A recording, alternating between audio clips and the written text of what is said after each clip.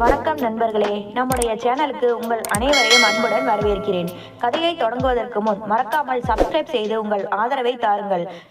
நண்பர்களே, இந்த கதை யார் மனதையும் புண்படுத்தும் நோக்கத்தில் கூறவில்லை. மாறாக உண்மை சம்பவத்தை மையமாக வைத்து இந்த கதை உருவாக்கப்பட்டது. அந்த சிற்றூரில் அந்தி பொழுது செந்நிற வானத்தை கிழித்து கொண்டு பறக்கும் பறவைகளின் சத்தத்தோடு மெல்ல கரைந்து கொண்டிருந்தது. ஊரின் ஒதுக்குப்புறத்தில் இருந்த அந்த ஒற்றை ஓட்டு வீடு ஒரு கோட்டையைப் போல தெரிந்தாலும் அதற்குள் வறுமையின் வாடை எப்போதும் வீசி கொண்டிருக்கும். சரஸ்வதி அந்த வீட்டின் அச்சாணி.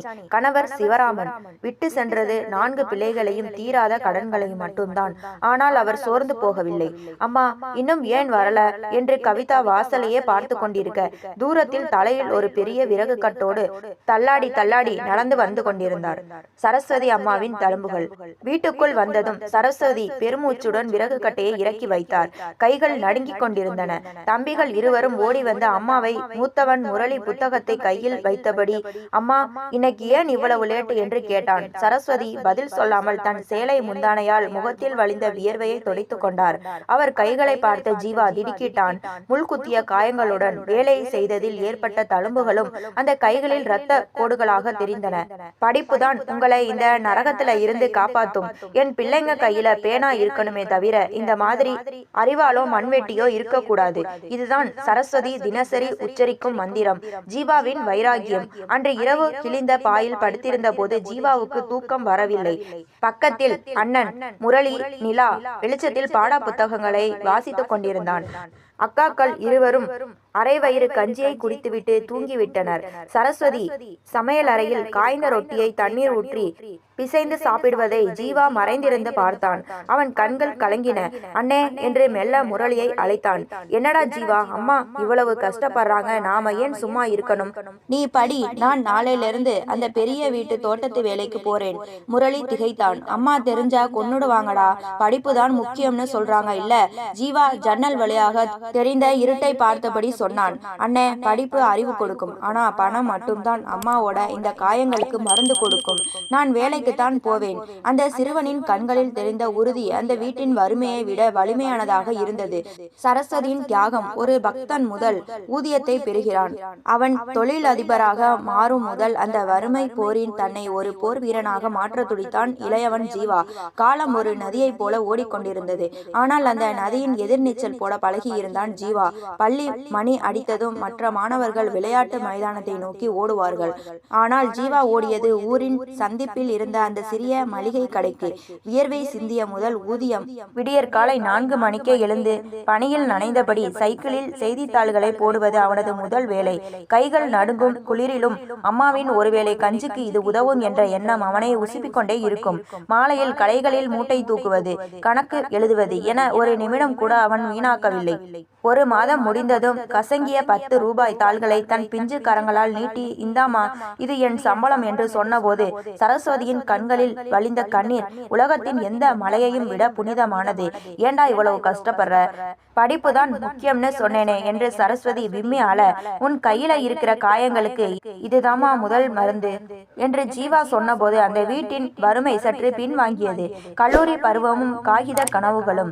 கல்லூரியில் சேர்ந்த பிறகும் ஜீவாவின் வேகம் குறையவில்லை.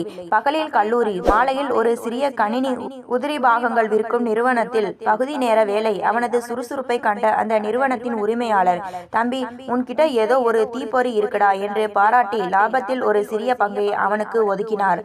அதுதான் ஜீவாவின் வாழ்க்கையில் விழுந்த முதல் விதை.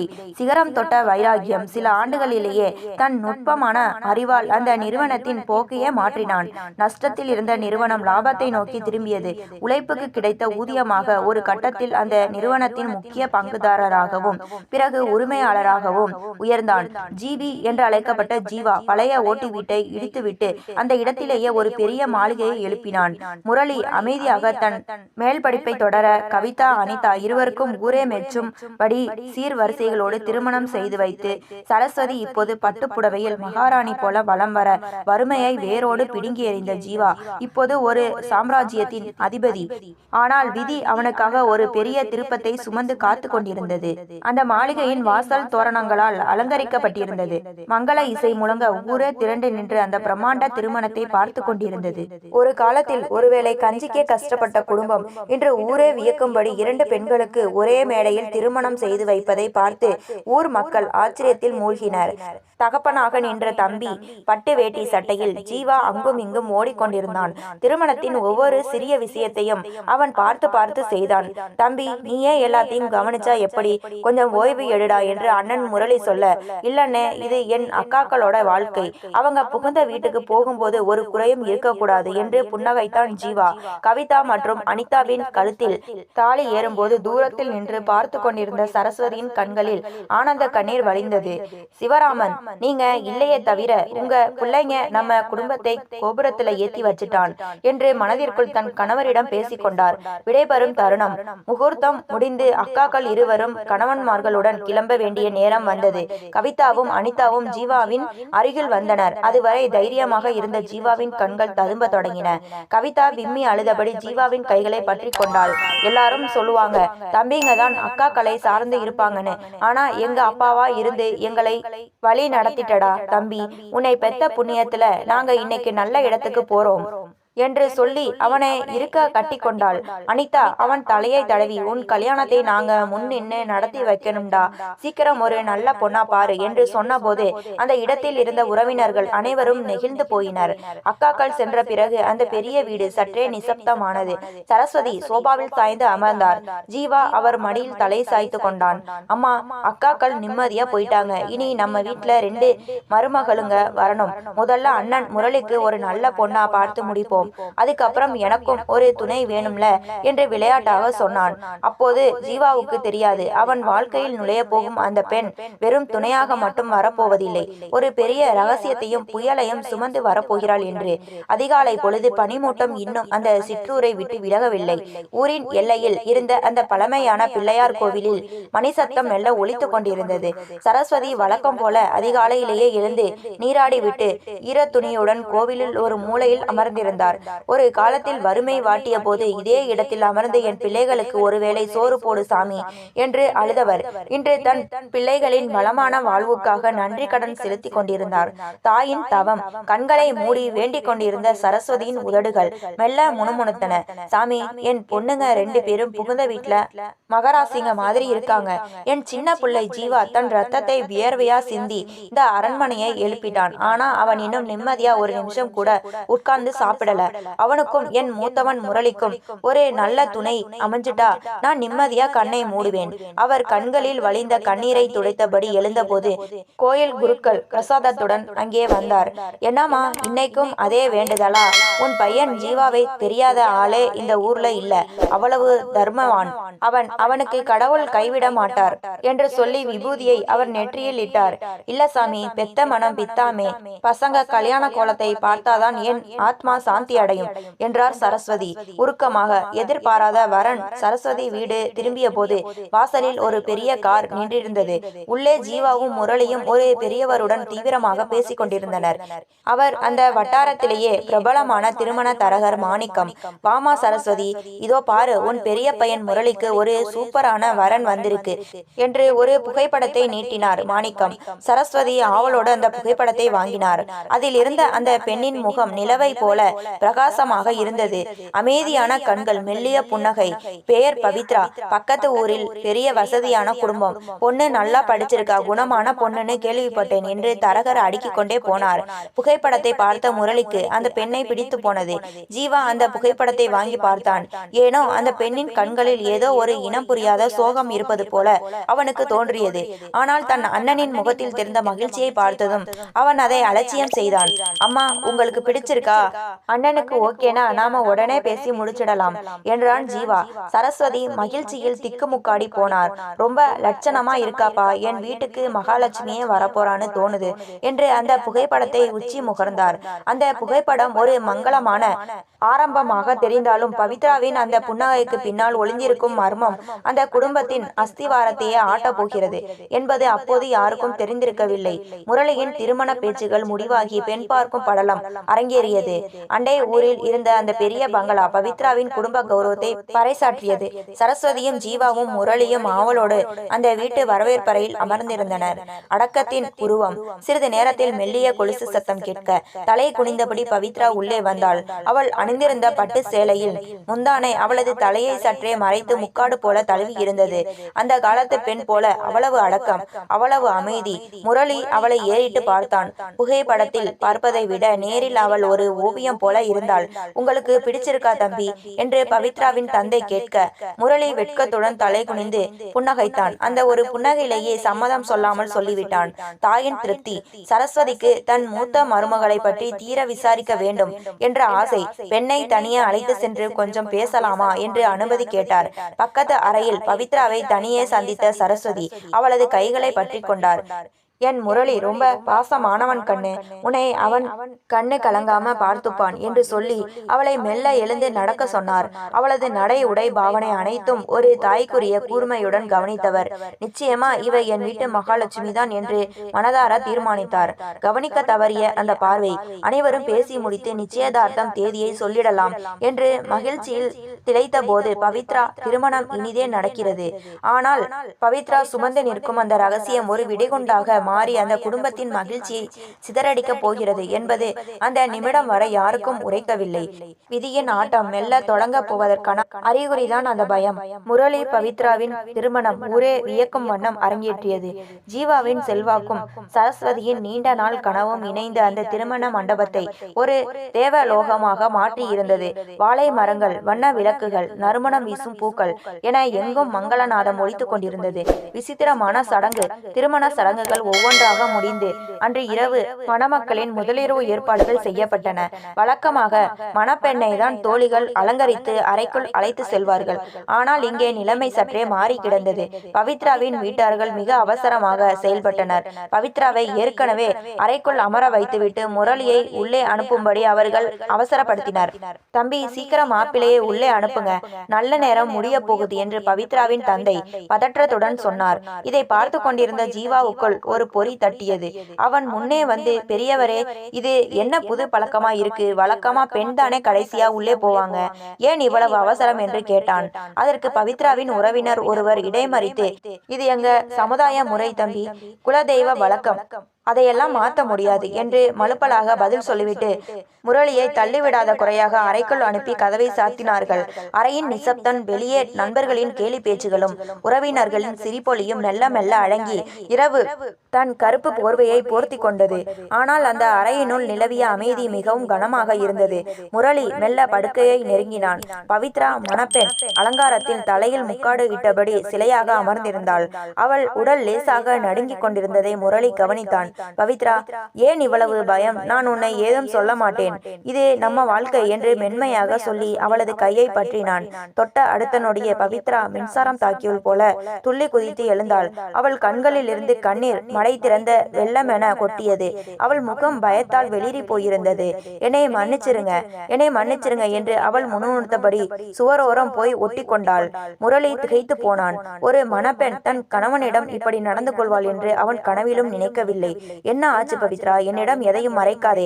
உன் பயத்துக்கு என்ன காரணம் என்று அவன் குரலை உயர்த்தி கேட்க பவித்ரா தன் இரு கைகளாலும் முகத்தை மூடிக்கொண்டு ஓவென அழத் தொடங்கினாள். அந்த சத்தம் வெளியே இருந்த ஜீவாவின் காதுகளில் மெல்ல விழுந்தது. ஏதோ விபரீதம் நடந்துவிட்டதை அவன் உள்ளுணர்வு உணர்த்தியது. பவித்ரா சுமந்து வந்த அந்த பயங்கர ரகசியம் என்ன? முரளி அதை கேட்டதும் என்ன செய்வான்? அந்த குடும்பத்தின் கௌரவம் என்னவாக போகிறது? இரவின் நிசப்தத்தை ஒரு கூர்மையான வாள் போல கிழித்து கொண்டு அந்த அலறல் சத்தம் கேட்டது. அது சாதாரண அதிர்ச்சியில் எழுந்த சத்தம் அல்ல. ஒரு மனிதனின் மொத்த நம்பிக்கையும் சுக்கு நூறாக உடைந்த போது எழுந்த மரண ஓலம் அது. சிதறிய கனவுகள், மங்கள நாதங்கள் ஒலித்த அந்த வீட்டில் அடுத்த சில நொடிகளில் மரண அமைதி நிலவியது. முதலிரவு அறையின் கதவு திபுதிபுவென திறக்கப்பட முரளி பித்து பிடித்தவனை போல வெளியே ஓடி வந்தான். அவனது கண்கள் சிவந்து போயிருந்தன. உடல் நடுங்கிக் கொண்டிருந்தது. வாசலில் அமர்ந்து வெற்றிலை போட்டு கொண்டிருந்த பெரியவர்களும் உறவினர்களும் திகைத்து போய் எழுந்தனர். முரளி நடு வீட்டில் அப்படியே மண்டியிட்டு அமர்ந்து தன் தலையில் அடித்து கொண்டு கதறி அழத் தொடங்கினான். முரளி, என்னப்பா ஆச்சு, ஏன் இப்படி அலறுற என்று சரஸ்வதி பதற்றத்துடன் ஓடி வந்து அவன் தோளை பற்றினார். அம்மா, என்னை கொன்னுடுங்கம்மா, எனக்கு இந்த வாழ்க்கை வேண்டாம், இவள் எனக்கு வேண்டாம் என்று முரளி ஆத்திரத்திலும் வேதனையிலும் கத்தினான். வெளிப்பட்ட ரகசியம். கூடியிருந்த உறவினர்கள் ஒருவரை ஒருவர் பார்த்து கொண்டனர்.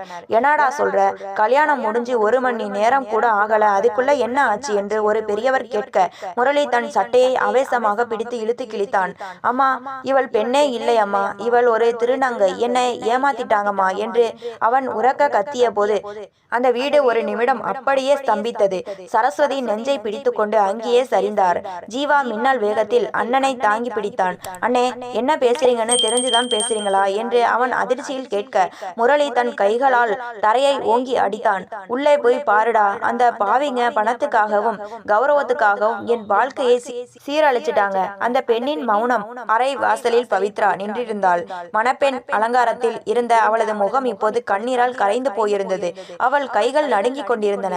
தப்பித்து ஓடக்கூட வழியின்றி ஒரு கூண்டுக்குள் அடைக்கப்பட்ட பறவையைப் போல அவள் அங்கே ஒடுங்கி நின்றாள். சுற்றி நின்ற உறவினர்கள் முணுமுணுக்க தொடங்கினர். பெண் பார்க்கும் போது இதை கவனிக்கலையா, அந்த குடும்பம் இவ்வளவு பெரிய துரோகத்தை எப்படி செஞ்சாங்க என்று ஆளாளுக்கு ஒரு பேச்சு எழ அந்த வீட்டின் கௌரவம் எது சந்தியில் விழுந்தது போலானது.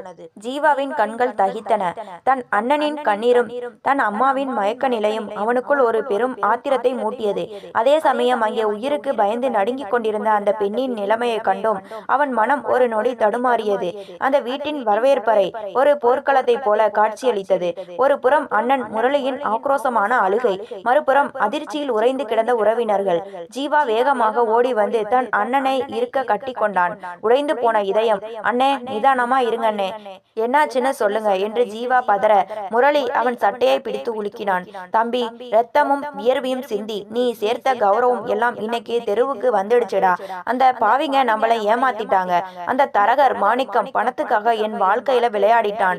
பவித்ரா, அவ ஒரு திருநங்கைடா.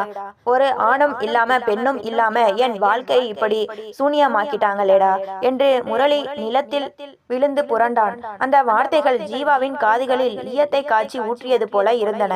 தன் அண்ணனுக்காக பார்த்து பார்த்து செய்த ஒவ்வொரு ஏற்பாடும் தன் கண்ணெதிரையே சிதைவதைக் கண்டு அவன் இதயம் கனத்தது. பவித்ராவின் வாக்கு மூலம் அப்போது அறைக்குள்ளிருந்து மெல்ல வெளியே வந்தாள் பவித்ரா. அவளது மணப்பெண் கோலம் கலைந்து கண்கள் அழுது வீங்கி இருந்தன. அவளை பார்த்ததும் உறவினர்கள் ஆளாளுக்கு ஒரு சாப வார்த்தைகளை வீசினர். ஏண்டி இவ்வளவு பெரிய துரோகத்தை செய்ய உனக்கு எப்படி மனசு வந்துச்சு? ஒரு குடும்பத்தோட குல விளக்கை ஏத்த வேண்டிய இடத்துல வந்து இப்படி அசிங்கப்படுத்திட்டியே என்று ஒருவர் பெரியவர் கத்தினார். பவித்ரா நடுங்கும் குரலில் கைகளை கூப்பி அழுதார். ஐயா, என்னை மன்னிச்சிருங்க, நான் யாருக்கும் துரோகம் செய்யணும்னு நினைக்கல. என் நிலைமை என் வீட்டுக்காரங்களுக்கு தெரியும். நாங்க அந்த தரகர் மாணிக்கத்துக்கிட்ட எல்லா உண்மையும் சொன்னோம். ஆனா அந்த மனுஷன், நான் மாப்பிள்ளை வீட்டுல பேசிட்டேன், அவங்க சம்மதிச்சிட்டாங்கன்னு எங்க கிட்ட பொய் சொன்னாரு. அவள் விம்மி விம்மி அழுதபடி தொடர்ந்தாள். முதலிரவு அறைக்குள்ள போனதுமே உங்க அண்ணன் கிட்ட உண்மையை சொல்லிடலாம்னு தான் நினைச்சேன். ஆனா அவரோட கனவுகளை பார்த்தப்போ எனக்கு தற்கொலை செஞ்சுக்க கூட துணிவு வரல.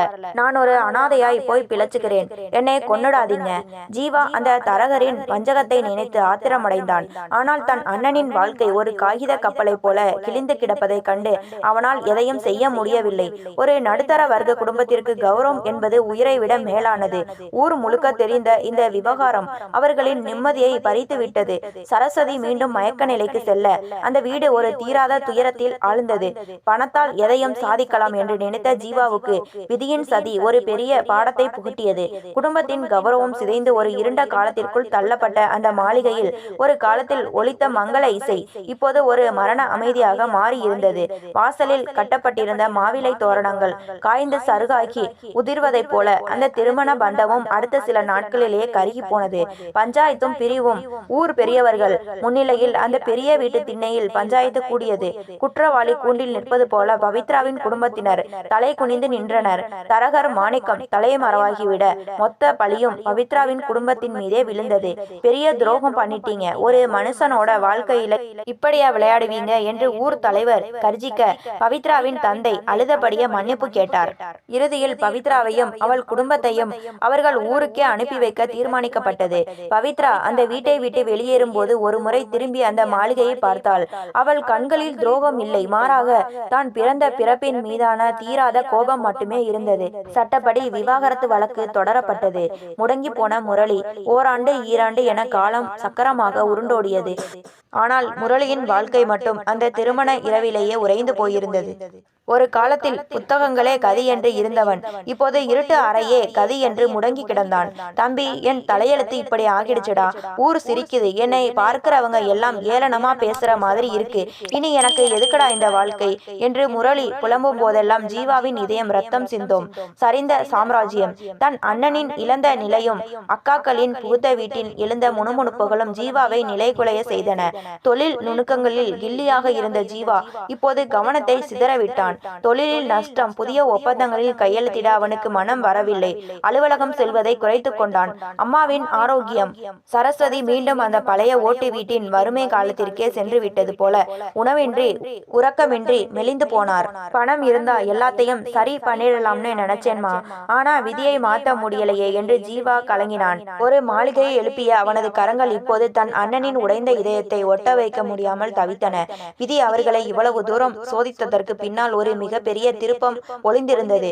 அது ஜீவாவின் வாழ்க்கையை மட்டுமல்ல, ஒட்டுமொத்த குடும்பத்தின் பார்வையையும் மாற்றப்போகும் ஒரு திருப்புமுனை. முரளியின் வாழ்வில் மீண்டும் ஒளி வீசுமா? எதிர்பாராத அந்த திருப்பம் காலம் எல்லாவற்றையும் மாற்றும் என்பார்கள். ஆனால் முரளியின் அறையில் இருந்த இருட்டு மட்டும் மாறவே இல்லை. 2 ஆண்டுகளாக அந்த மாளிகையின் சிரிப்பொலி அடங்கி போயிருந்தது. ஜீவாவின் தொழிலும் சரிவு ஏற்பட்டது. ஒரு நாள் இரவு நிலா வெளிச்சத்தில் தனியாக அமர்ந்திருந்த ஜீவா தன் அம்மாவின் தேய்ந்து போன முகத்தையும் அண்ணனின் முடங்கி கிடக்கும் கோலத்தையும் பார்த்தான். அவனுக்குள் ஒரு பொறி தட்டியது. உழைப்பால் வறுமையை வென்ற என்னால் ஒரு துரோகத்தால் உடைந்த என் குடும்பத்தின் நிம்மதியை மீட்க முடியாதா? ஜீவாவின் சபதம். மறுநாள் காலை ஜீவா தன் அண்ணன் முரளியின் அறை கதவை தட்டினான். மெல்ல திறந்த முரளியின் கண்களில் உயிர் சத்தே இல்லை. அண்ணே, எழுந்து குளிச்சுட்டு வா, நாம வெளியே போறோம் என்றான் ஜீவா உறுதியோடு.